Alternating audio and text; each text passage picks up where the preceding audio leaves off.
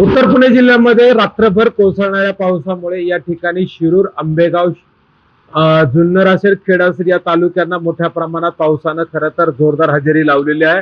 हा परतीचा पाऊस समजला जातो, परंतु हा या वर्षीचा मात्र मोठ्या प्रमाणात विक्रमी पडणारा पाऊस या ठिकाणी पाहायला मिळत आहे। या ठिकाणी आपण पाहतोय की उत्तर पुणे जिल्ह्यातील खेड तालुका असेल, शिरूर तालुका असेल, आंबेगाव तालुक्यातील शेती जीवनासह या ठिकाणी शहरी नागरीकरणातील भागांमध्ये मोठ्या प्रमाणामध्ये या ठिकाणी जनजीवन विस्कळीत होताना पाहायला मिळत आहे। या ठिकाणी मोठ्या प्रमाणात बरसणाऱ्या पावसामुळे कुठेतरी नागरिकांना या पावसाचा फटका बसताना पाहायला मिळतोय। तसेच शालेय जीवनातील विद्यार्थ्यांनाही मोठ्या प्रमाणात याचा कुठेतरी फटका बसताना पाहायला मिळणार आहे।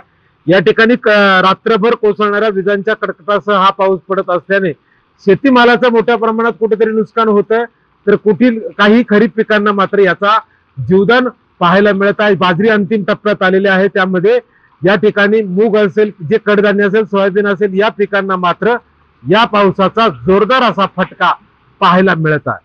आपण या ठिकाणी पाहतोय की गेले रात्रभर या ठिकाणी मोठ्या प्रमाणात कोसळणारा हा पाऊस या ठिकाणी मानवी जीवनाला कुठेतरी जनजीवन विस्कळीत करताना पाहायला मिळत आहे। यामुळे नागरिकांची मोठ्या प्रमाणात तारांबळ होताना पाहायला मिळत आहे।